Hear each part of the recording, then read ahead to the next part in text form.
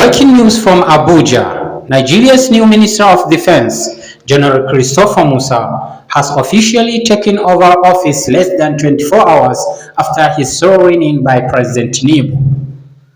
The general received a warm and energetic welcome at the Shape House headquarters in Abuja, where ministry officials greeted him with solidarity songs as he assumed his new role.